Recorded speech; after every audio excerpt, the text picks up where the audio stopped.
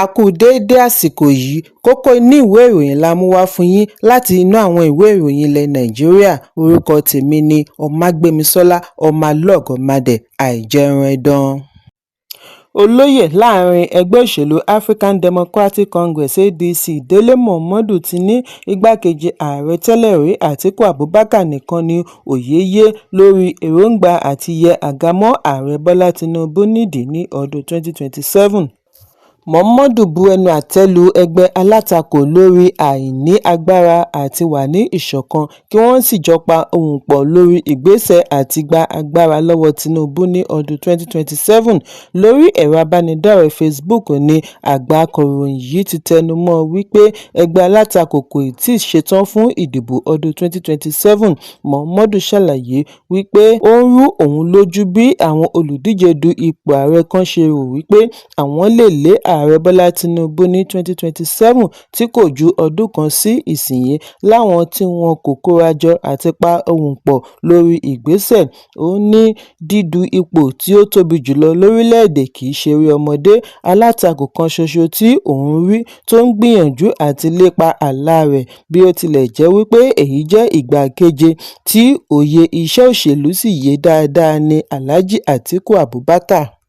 Momodu ní gbígba agbára kọjá ẹ̀bẹ̀ orí ẹ̀rọ abánidọ́rẹ̀ẹ́ nìkan, ó nílò ìdojúkọ pẹ̀lú ogun àyàgbàǹgbà, ìgbésẹ̀ ti ẹ̀sìn, ẹ̀yà àti àtìlẹ́yìn ẹgbẹ́ ní tòun àti ilé òun. Ọ̀pọ̀ àwọn olùdíje wọ̀nyí ni wọn kò ṣetán, bóyá wọ́n ti jọ̀wọ́ ìdíje ni tàbí wọ́n fẹ́ kí Tinubu tẹ̀síwájú pẹ̀lú ìlànà ìṣèjọba rẹ̀. Ẹ̀kúnrẹ́rẹ́ ìròyìn wà nínú ìwé ìròyìn Daily Post tó jáde lónìí. Gómìnà ìpínlẹ̀ Ọ̀ṣun Adémọ́lá Adélékè àti àwọn àgbààgbà ẹgbẹ́ òṣèlú People's Democratic Party (PDP) ní ìpínlẹ̀ ni wọn kò kófìrí níbi ìdìbò abẹ́lé gómìnà tí ó wáyé lánàá, níbi tí Adédàmọ́lá Adébáyọ̀ ti jáde gẹ́gẹ́ bí olùdíje fún ipò gómìnà fún ìdìbò gómìnà ọdún 2026 ní ìpínlẹ̀ Ọ̀ṣun. Adébáyọ̀ ní ìbò 919 nínú àpapọ̀ 957 àwọn tí ó kópa níbi ìdìbò abẹ́lé ìlú Òṣogbo.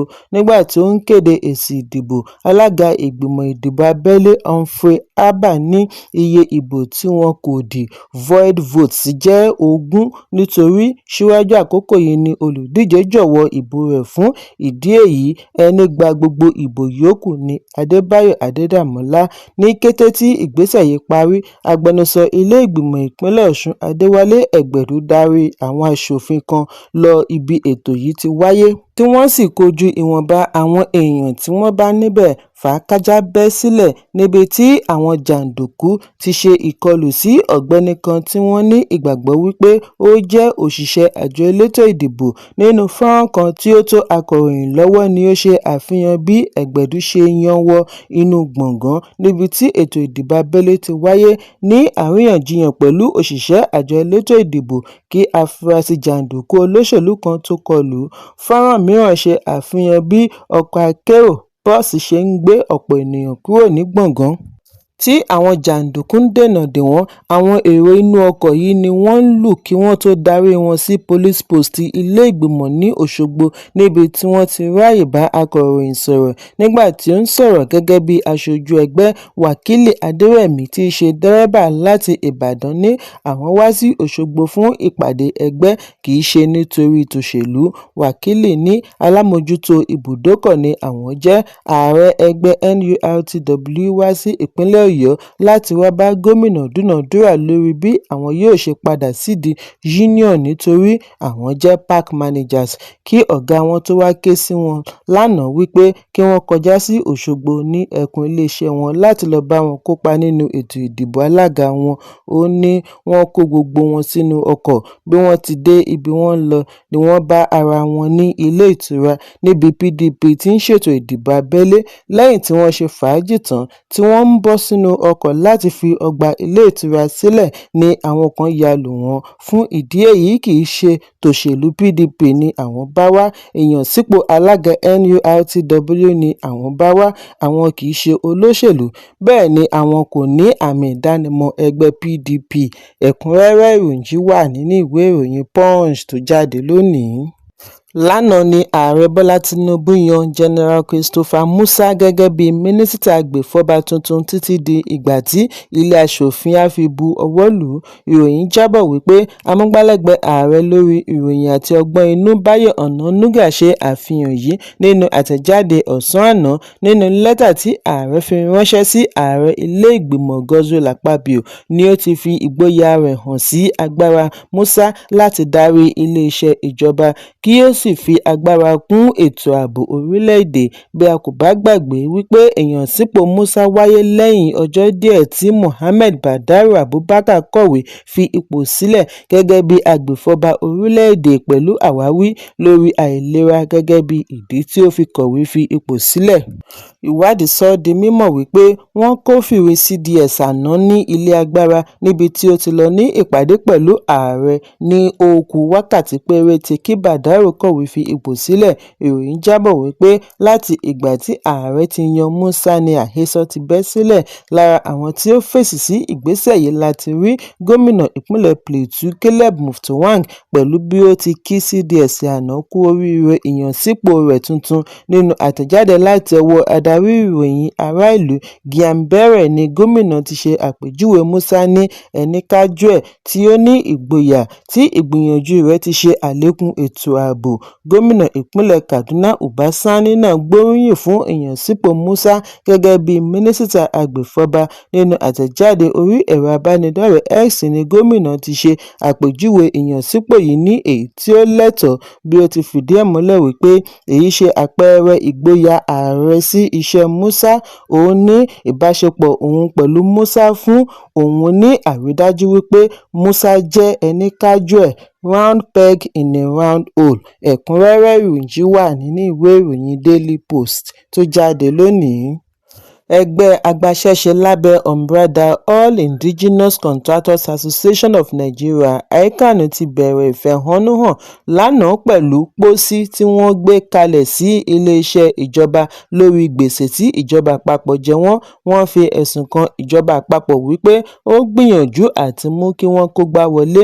Níbi ìfọ̀rọ̀wánilẹ́nuwò pẹ̀lú akọ̀ròyìn ni adarí ẹgbẹ́ ti ní àwọn gbé pósí wá láti ṣe àpẹẹrẹ bí àwọn ṣe ń sin ọmọ ẹgbẹ́ wọn nítorí gbèsè. Ó ní ọ̀sẹ̀ tí ó kọjá àwọn sì sin ọmọ ẹgbẹ́ wọn kan Abdulganiu. Èyí tí ń wáyé fún ọjọ́ pípẹ́ kò ṣe ìtẹ́wọ́gbà mọ́. Àìpẹ́ yìí ni àwọn pàdánù ọmọ ẹgbẹ́ wọn 6 sí ọwọ́ ẹ̀jẹ̀ ríru èyí tó gẹ́. Ẹ̀kúnrẹ́rẹ́ ìròyìn wà nínú ìwé ìròyìn Daily Trust tó jáde lónìí. Gómìnà ìpínlẹ̀ Kwara Abdulrahman Abdulrazak ti ṣe àbẹ̀wò sí ibi ìdánilẹ́kọ̀ọ́ 2,600 àwọn ọdẹ inú igbó Forest Guard tuntun tí wọ́n ṣẹ̀ṣẹ̀ gbà síṣẹ́ ní ìlú Ìlọrin tí ó jẹ́ ọ̀kan lára ìgbìyànjú ìpínlẹ̀ láti gbógun ti ìṣòro ààbò ní àwọn ìgbèríko. Àbẹ̀wò gómìnà yìí ni amúgbálẹ́gbẹ̀ẹ́ rẹ̀ Ọláyínká Fátolúyì fìdí ẹ̀ múlẹ̀ bí ó ti ní wíwá gómìnà ní láti wá gbà wọ́n níyànjú. Bákan náà ni ó fi àfojúsùn ìṣèjọba rẹ̀ múlẹ̀ láti dá àlàáfíà padà sí àwọn ìlú tí ìkọlù ti ń wáyé. Ìgbésẹ̀ yìí ń wáyé lẹ́yìn ìkọlù lemọ́lemọ́ ní ìpínlẹ̀ Kwara.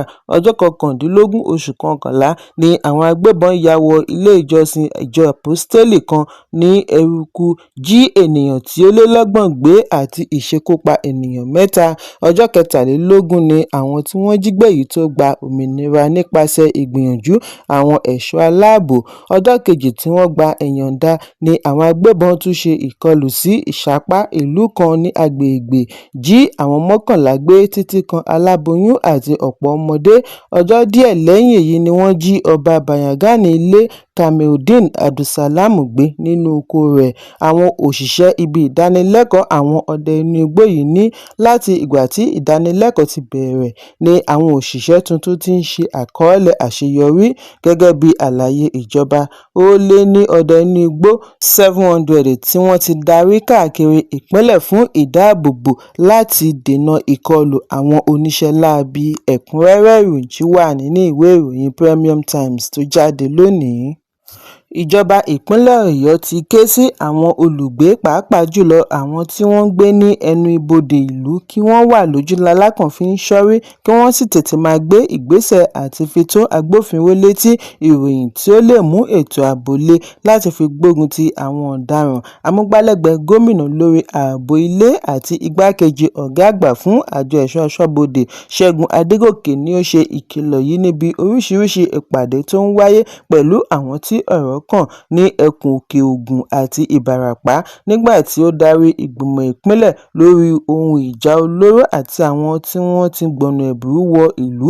Ìgbésẹ̀ yìí wáyé lẹ́yìn ìròyìn láti ọ̀dọ̀ ọ̀pọ̀lọpọ̀ àwọn alága láti Òkè Ògùn lórí ìkọlù láàrin àgbẹ̀ àti darandaran pẹ̀lú àwọn tí wọ́n wọ inú ìlú wá. Nígbà tí ó ń fèsì, Gómìnà Ṣèyí Mákindé pa á láṣẹ fún ìgbìmọ̀ kí wọ́n ní ìjíròrò pẹ̀lú àwọn adarí abúlé, ọba, aṣojú Fúlàní àti àwọn mìíràn tí ó ṣe pàtàkì tí ọ̀rọ̀ kàn láti yanjú ìṣòro ààbò. Ẹ̀kúnrẹ́rẹ́ ìròyìn ṣì wà nínú ìwé ìròyìn Nigerian Tribune tó jáde lónìí. Lánàá ni ilé-ìgbìmọ̀ ìpínlẹ̀ Edo ránṣẹ́ sí ọmọ ẹgbẹ́ ilé-ìgbìmọ̀ tó ń ṣaṣojú Ẹ̀gọ́ constituency Honourable Natasha Irobosa kí ó fi ara hàn níwájú ìgbìmọ̀ olùbáwí láàrin ọ̀sẹ̀ kan.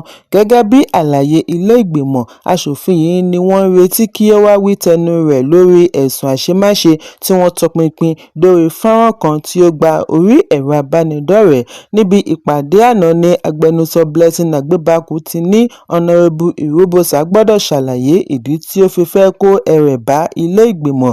Agbebaku fi kún un wípé ilé-ìgbìmọ̀ kò ní fi ààyè gba irúfẹ́ ìwà ìdọ̀tí bẹ́ẹ̀ kí ó ta wọ́n lábùkù.